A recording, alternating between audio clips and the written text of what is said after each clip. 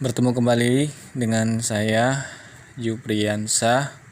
Pada video kali ini kita akan membahas bab 2 tentang globalisasi dan perubahan komunitas lokal. Nah, untuk tujuan pembelajaran pada bab ini, yang pertama, memahami globalisasi dan dampaknya terhadap perubahan sosial di tingkat lokal atau komunitas. Kedua, mengidentifikasi berbagai permasalahan sosial akibat perubahan sosial di tingkat lokal atau komunitas disebabkan globalisasi. Ketiga, menjelaskan globalisasi dan dampak ketimpangan sosial di masyarakat. Keempat, mengidentifikasi strategi dan berbagai pendekatan pemberdayaan untuk mengatasi ketimpangan sosial akibat globalisasi. Nah, kita akan bahas terlebih dahulu pengertian globalisasi. Globalisasi sebagai transformasi kondisi spesial dan pola kehidupan. Hidup yang kita alami mengandalkan ruang dan waktu. Artinya, jika terjadi perubahan dalam pengelolaan tata ruang atau waktu, terjadi pula transformasi pengorganisasian hidup. Dengan kata lain, globalisasi menunjuk pada proses kaitannya yang makin erat di antara semua aspek kehidupan pada skala model dunia. Contoh, kita adalah ragam hidup model budaya barat atau Amerika yang masuk ke dalam negeri. Itu yang sering disebut dengan westernisasi. Terus lagi internasionalisasi. Internasionalisasi yaitu hubungan antar negara dengan ciri meluasnya arus perdagangan dan penanaman modal. Itu juga sering disebut dengan globalisasi. Nah, sekarang kita lanjutkan tentang karakteristik globalisasi. Di sini Robin Cohen dan Paul Kennedy berpendapat bahwa globalisasi adalah seperangkat transformasi yang saling memperkuat dunia. Seperangkat transformasi ini merupakan suatu karakteristik yang meliputi hal-hal berikut. Yang pertama, di sini dibahas perubahan dalam konsep ruang dan waktu. Perkembangan barang-barang seperti telepon, genggam, televisi, satelit, dan internet menunjukkan komunikasi global terjadi demikian cepat. Kedua, ini pasar dan produksi ekonomi di negara-negara berubah menjadi saling bergantung sebagai akibat dari pertumbuhan perdagangan.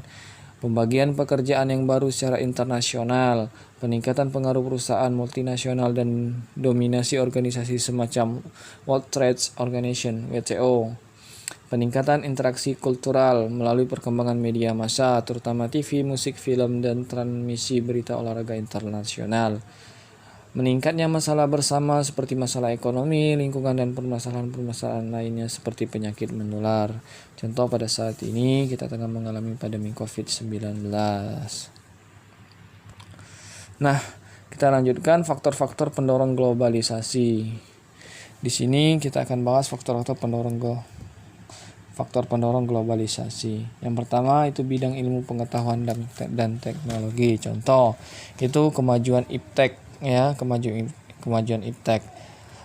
Seperti penemuan telepon sebagai alat telekomunikasi yang membawa kemudahan dan komunikasi bagi penggunanya.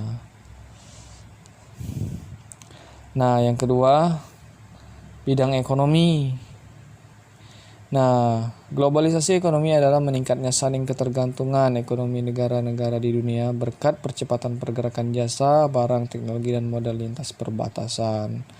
Globalisasi ekonomi merupakan proses peningkatan integrasi ekonomi antar negara yang berujung pada munculnya pasar global dan pasar dunia tunggal. Nah, di sini globalisasi ekonomi terdiri dari globalisasi produksi, pasar, persaingan, teknologi, perusahaan, dan industri. Sedangkan yang selanjutnya kita bahas bidang politik, faktor pendorong globalisasi pada bidang politik. Nah, faktor pendorongnya bidang politik ya. Keberhasilan pembangunan di bidang politik semakin memantapkan tatanan kehidupan politik dan kenegaraan yang berdasarkan demokrasi Pancasila, memantapkan organisasi sosial politik dan kemasyarakatan serta mendorong peningkatan kesadaran berpolitik rakyat. Nah, seperti itu. Namun berpolitik pun harus ditingkatkan agar rakyat semakin sadar akan hak dan kewajiban sebagai warga negara dan semakin sadar bagaimana kita menjalin hubungan dengan negara-negara luar untuk memelihara perdamaian dunia. Bidang budaya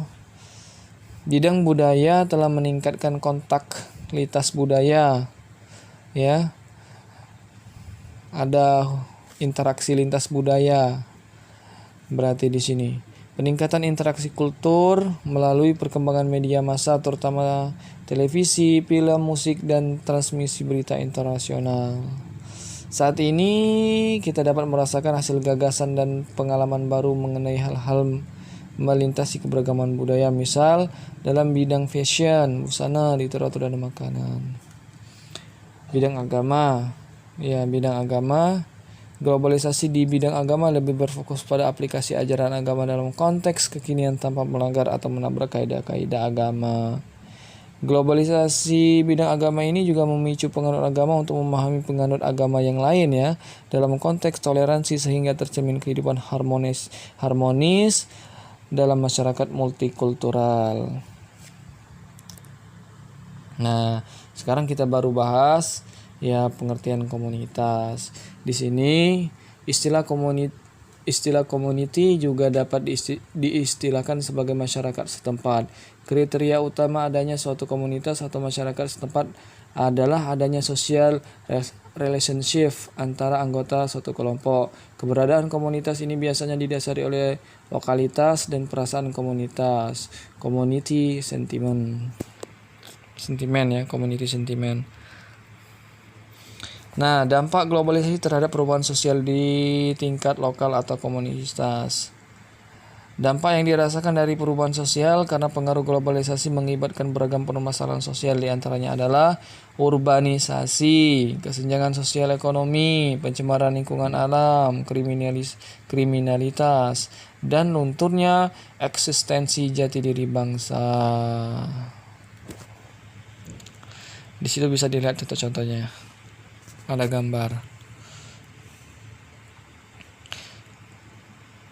Nah, kita lanjutkan. Permasalahan sosial akibat perubahan sosial di tingkat lokal atau komunitas disebabkan globalisasi.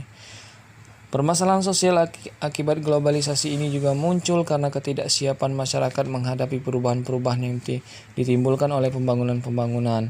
Kondisi ketidaksanggupan atau ketidaksiapan tersebut dinamakan gegar budaya, culture shock. Pembangunan membutuhkan penguasaan dan pemanfaatan ilmu pengetahuan dan teknologi. Namun, sering terjadi bahwa teknologi modern yang diterima masyarakat tidak diimbangi dengan perubahan pada tata nilai dan norma pada masyarakat. Tidak jarang hal tersebut kemudian timbul keresahan, kecemburuan sosial, bahkan konsumerisme pada masyarakat. Akibatnya, terjadilah benturan nilai yang sering kali menimbulkan disintegrasi sosial, bahkan keadaan tanpa aturan, anomi sosial. Permasalahan lain yang muncul dari adanya perubahan sosial yang disebabkan globalisasi, yaitu teknologi modern yang dihasilkan pembangunan menimbulkan efek samping yang justru bertentangan dengan kemajuan, pergeseran nilai, norma perilaku dan lembaga. Selain itu juga memunculkan ketimpangan sosial dalam masyarakat. Nah, di sini telah dibahas permasalahan sosial akibat perubahan sosial di tingkat lokal atau komunitas disebabkan globalisasi.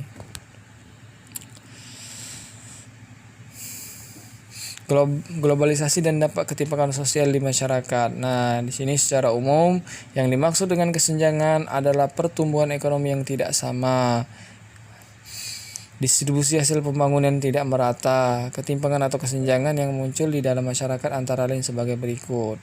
Kesenjangan penguasaan iptek, kesenjangan ekonomi, kesenjangan di bidang politik, kesenjangan sosial budaya. Kesenjangan yang terjadi di dalam masyarakat ini juga memicu berbagai permasalahan sosial, seperti terjadinya kecemburuan sosial sehingga mendorong terjadinya tindak kejahatan dan kriminalitas. Nah, sekarang kita bahas strategi dan berbagai pendekatan pemberdayaan untuk mengatasi ketimpangan sosial akibat globalisasi.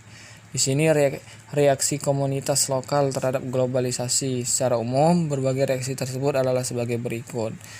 Yang pertama, itu ada Roland Robertson mencatat bahwa sebenarnya hal yang kita pilih dari hal-hal yang bersifat global hanyalah hal yang menyenangkan kita dan kemudian mengubahnya sehingga hal tersebut beradaptasi dan sesuai dengan budaya dan kebutuhan komunitas lokal.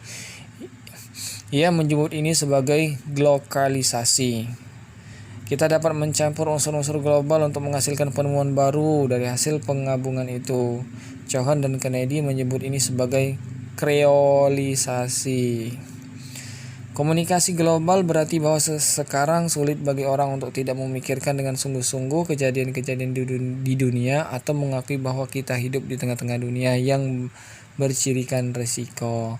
Pengetahuan kita tentang hal-hal global dapat meninggikan kesadaran dan kesetiaan kita terhadap hal-hal penting bagi komunitas lokal. Beberapa kelompok religius dan etnis berusaha mencegah terjadinya globalisasi karena mereka mengartikan hal tersebut sebagai sebuah bentuk penjajahan Barat atau serangan terhadap kemurnian budaya dan agama kepercayaan mereka. Nah, sikap selektif terhadap globalisasi. Kita harus mempunyai sikap selektif ya. Yang sikap selektif ini dibutuhkan sebagai sikap berhati-hati dalam memilah dan memilih pengaruh-pengaruh yang datang dari luar. Sikap arif dan bijaksana juga tidak kalah pentingnya karena pengaruh dari globalisasi dapat bersifat negatif, yaitu mengakibatkan masyarakat Indonesia menjadi materialistis serta memudarnya nilai-nilai solidaritas dan kecintaan terhadap tanah air. Oleh karena itu, sikap arif dan bijaksana tersebut harus dimiliki setiap masyarakat Indonesia untuk memperkuat jati diri bangsa. Di samping itu, perlu adanya pembangunan moral bangsa yang mengedepankan nilai-nilai kejujuran, amanah, keteladanan, sportivitas, disiplin, etos kerja, gotong royong, kemandirian, sikap toleransi, rasa malu, dan tanggung jawab. Di samping itu, memperkokoh ketahanan budaya nasional dan penguatan nilai-nilai budaya juga perlu untuk menangkal penetrasi budaya asing yang akan masuk. Nah, di sini kita harus bersikap selektif terhadap globalisasi.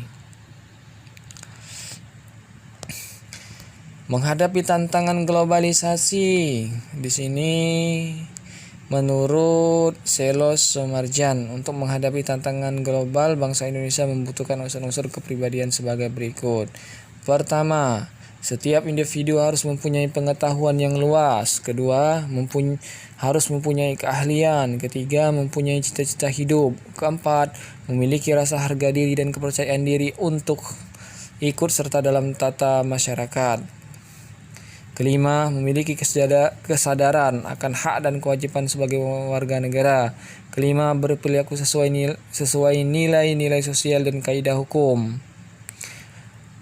Dan ketujuh itu mempunyai kemampuan dan kebiasaan berpikir secara rasional. Nah, inilah yang dikemukakan oleh Selos Somarjan untuk menghadapi tantangan global.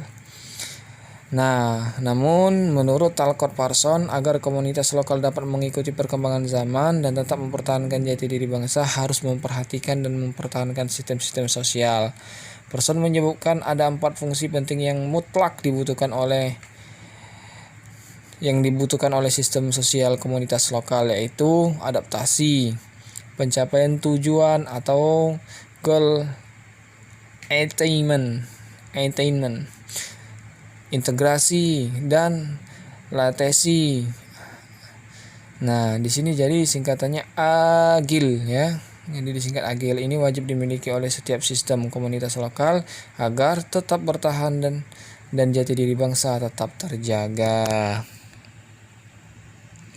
Strategi dan pendekatan pemberdayaan untuk mengatasi ketimpangan sosial akibat globalisasi. Salah satu upaya untuk mengatasi masalah ketimpangan akibat globalisasi adalah dengan pemberdayaan masyarakat. Menurut Jim Ive, pemberdayaan memiliki hubungan erat dengan 2 konsep, yaitu konsep power atau daya dan di ketimpangan. Jim Ive mengidentifikasikan berbagai jenis kekuatan yang dimiliki masyarakat dan dapat digunakan untuk memberdayakan mereka, yaitu yang pertama kekuatan atas pilihan pribadi, kekuatan dalam menentukan kebutuhan sendiri, kekuatan dalam kebebasan berekspresi, kekuatan kelembagaan, kekuatan sumber daya ekonomi, kekuatan dalam kebebasan reproduksi. Jim Ive membagi strategi pemberdayaan tersebut menjadi 3, yaitu sebagai berikut. 1. Pemberdayaan perencanaan dan kebijakan yang dilaksanakan dengan membangun atau mengubah struktur dan lembaga yang bisa memberikan akses yang sama terhadap sumber daya, pelayanan, dan kesempatan berpartisipasi dalam kehidupan masyarakat. Pemberdayaan melalui aksi-aksi sosial dan politik yang dilakukan melalui perjuangan politik dan gerakan dalam rangka membangun kekuasaan yang efektif. Pemberdayaan melalui pendidikan dan penumbuhan kesadaran yang dilakukan dengan proses pendidikan dalam berbagai aspek yang cukup luas. Hal ini dilakukan dalam rangka membekali pengetahuan dan keterampilan.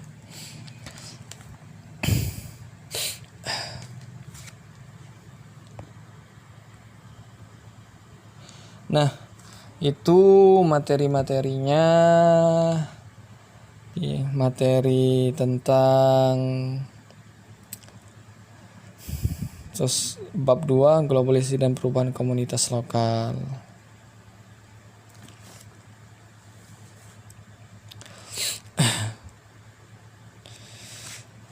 Semoga apa yang telah saya paparkan itu dapat bermanfaat, dapat berguna.